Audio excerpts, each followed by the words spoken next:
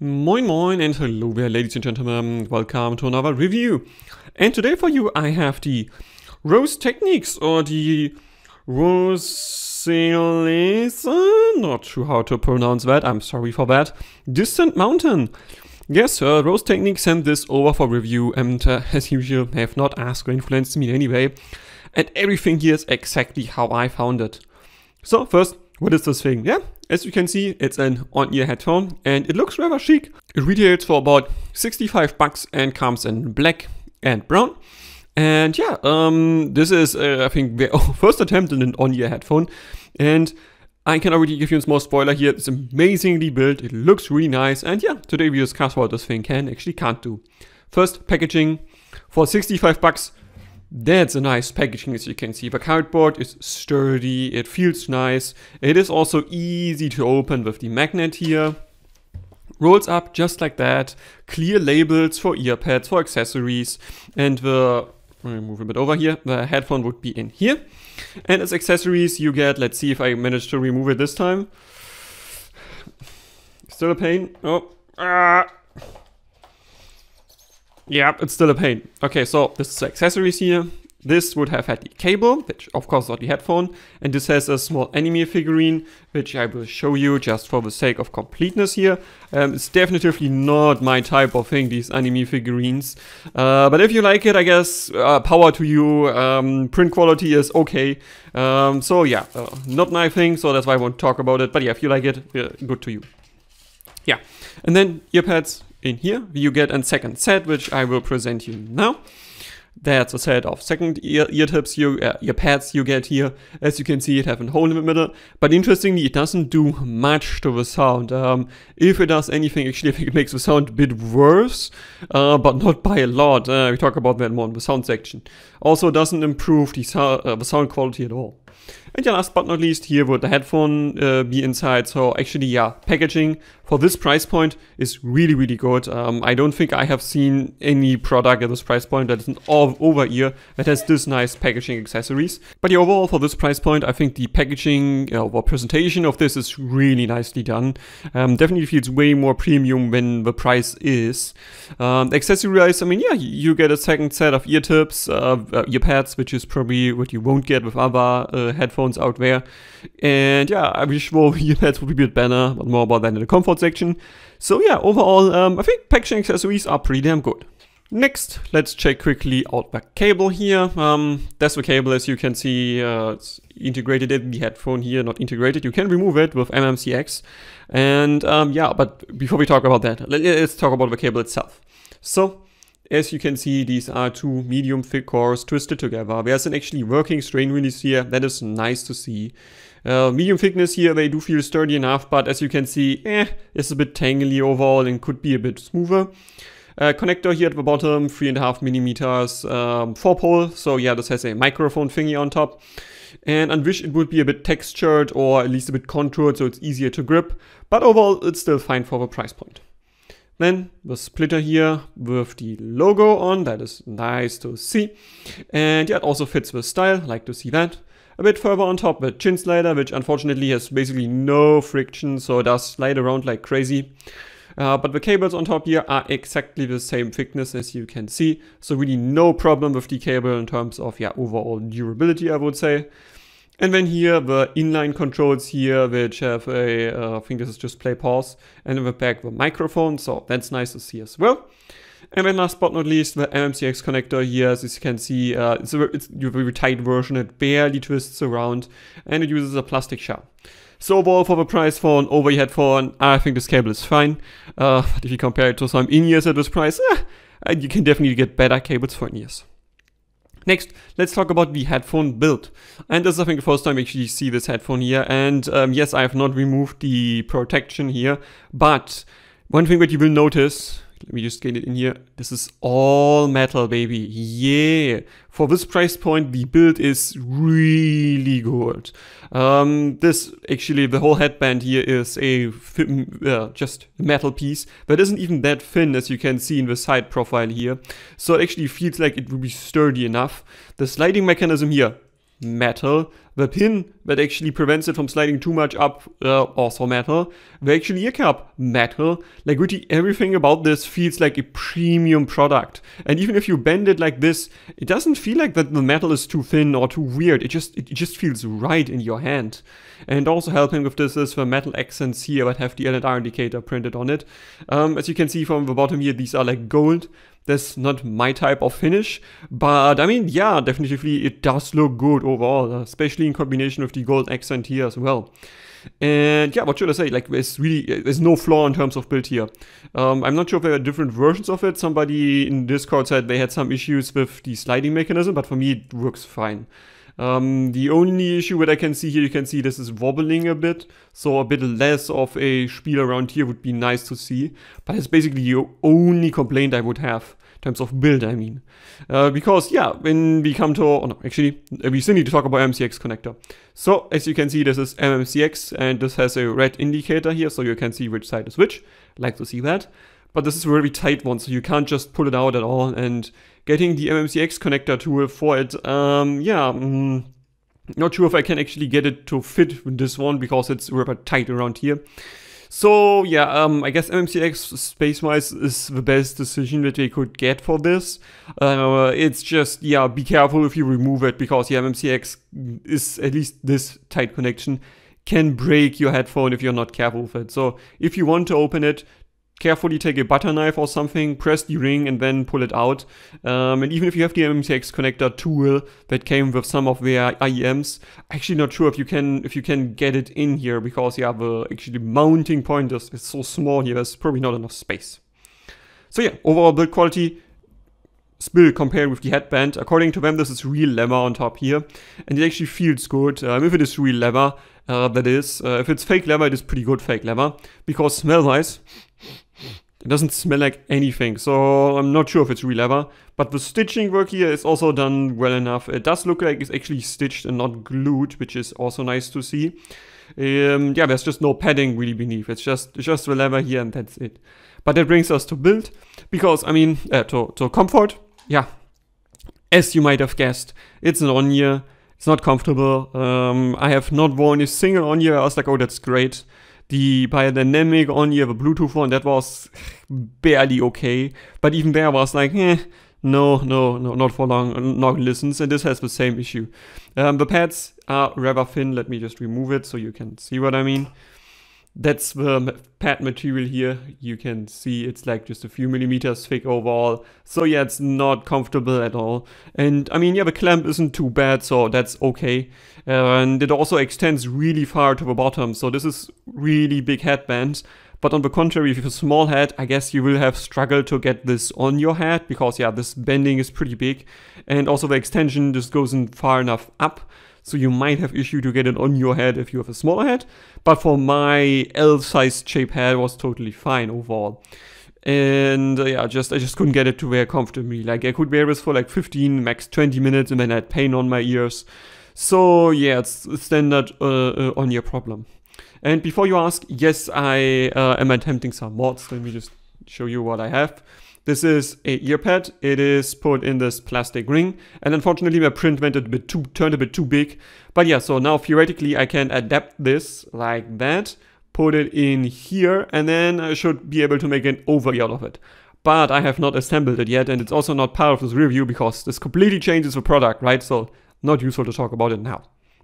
So yes, comfort, not good. But if you are okay with on-ears, I guess this is not worse than other on-ears on the market. Isolation wise, I mean, yeah, you can see it is looking pretty solid, but let me just turn it to the side. You can see a lot of holes around there, and that means it is more in the realm of, let's say, a semi-closed open back. So something like the DT880 or the 990, I would consider both of them like semi-closed. It's a bit better isolating than those, but not a lot. So really it might reduce your overall environment noise by, I guess like 8 decibels or something like that. So it will make it a bit quieter, but not a lot, and it's not enough for city center at all. So really consider it more like a semi-open back for the purpose of isolation. Durability, this thing with its DD that is 40 millimeters in diameter, and you can see it beneath here nicely. Yeah, it has 32 ohms with 115 decibels with 1 megawatts of efficiency. So on paper, it's pretty efficient. And in real life, I can tell you it is as well. I didn't have any issues with this in terms of drivability. Even the Apple dongle drove this absolutely fine. And upping the power to something like the UP5 over BDR5 actually gave me basically everything I wanted. And just upping the power a bit more probably gets you maybe a tiny bit more, but this could be again just confirmation bias because I know some DDs just scale here. So percentage-wise, Apple dongle 80 to 85% of what this is capable of, UP5 90 to 95%, and then a tiny bit more, yeah, probably gets you 100% of drivability. And that brings us to sound, the core part of every headphone. And I mean, it's said like it looks amazing, it is very well built, and it feels nice in the hand.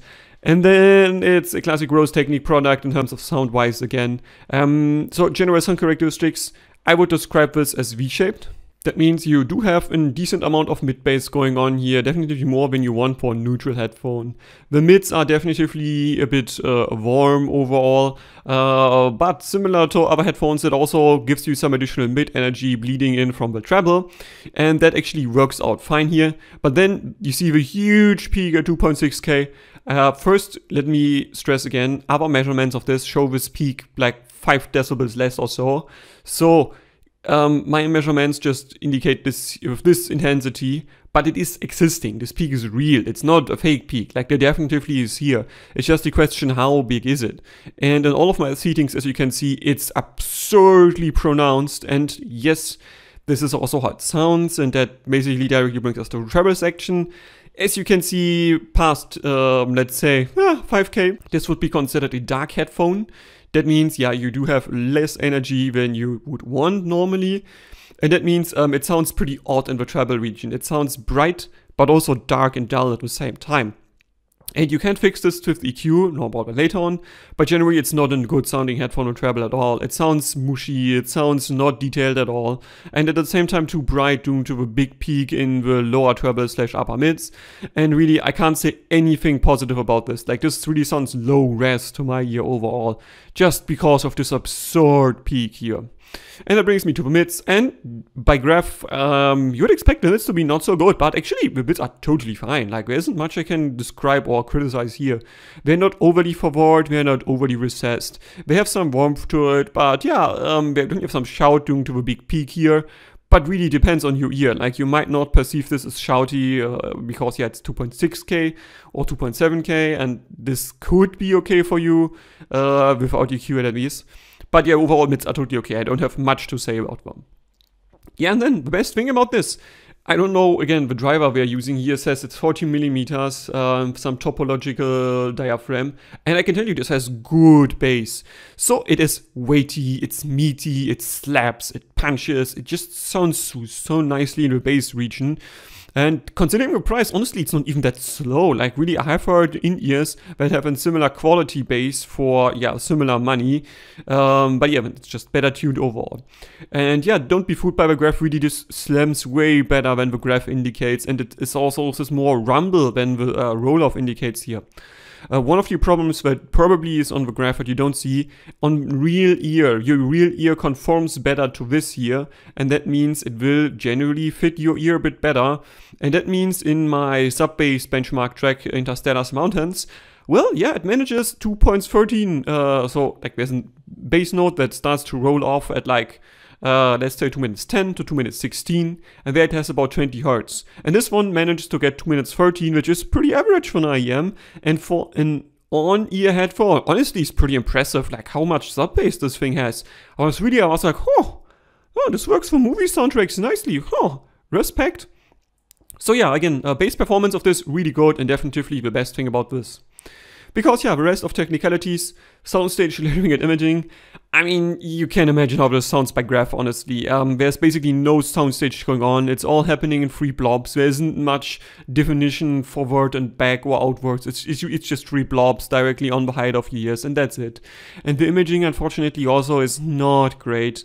I would really not recommend this for gaming. Like, it will make you lose in some situations where you really want to know, is the enemy coming from where? Is he coming from here? Is he coming from from somewhere up, it's just a bit lost with this one. So yeah, not great for gaming at all. But unfortunately, in this case, yeah, separation, dynamics, and coherence. Minus coherence and timbre, because yeah, with this treble tuning, it's completely off. Coherence and timbre, this doesn't work at all. But actually, let's say separation is better than I expected. Most instrument lines are at least somewhat perceivable, which is actually surprising for this frequency response. And the dynamics also, when it's supposed to be quiet, it is quiet. When it's supposed to be loud, it is loud. And when there's both quiet and loud at the same time, it manages that as well. So I was surprised by the dynamic range this actually has. So in this sense, this technicality is actually well within the norm, or better than I expected by graph. And then quickly tackle EQ before we come to a verdict. So as it is the case of all products that have like good things going on for them, where it's just like, the tuning just, I at least give them a chance to fix with EQ. And unfortunately, this takes a lot of effort to be fixed with EQ. I think I have like 6 filters or so. And so the first one I have obviously a 2.8. Let me just quickly open my EQ profile so I can actually read it to you. So first filter I boosted, I gave minus 11 decibels at 2.6 kilohertz. So yeah, just want to peak down by a lot. And again, this minus 11 decibels here sounds like it's infinitely much. But keep in mind, this is definitively not as efficient. So this minus 11 decibels in the EQ more result in like minus 6 decibels or 7 or so. So like, it doesn't give you minus 11 directly. Then I also reduced 4.6 kilohertz by 4 decibels. But then I boosted 6 kilohertz by 4 decibels and 8 kilohertz by 6 decibels to bring this more in line with Sandara.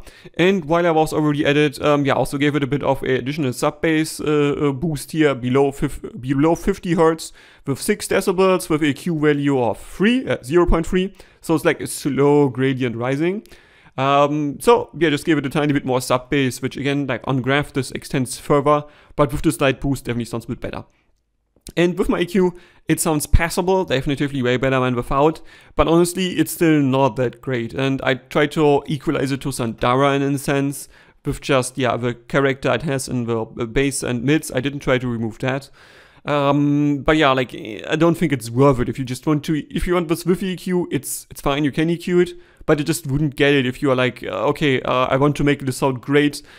EQ won't get you there, it's just too difficult, and the entire treble region after that you would need to boost like very, I'm not even sure I would manage that, but yeah, you do need a lot of time to get this right. My EQ is only okay, it didn't work as great as I expected, but I don't want to spend that much time getting it to sound right with EQ. And that brings me to the verdict.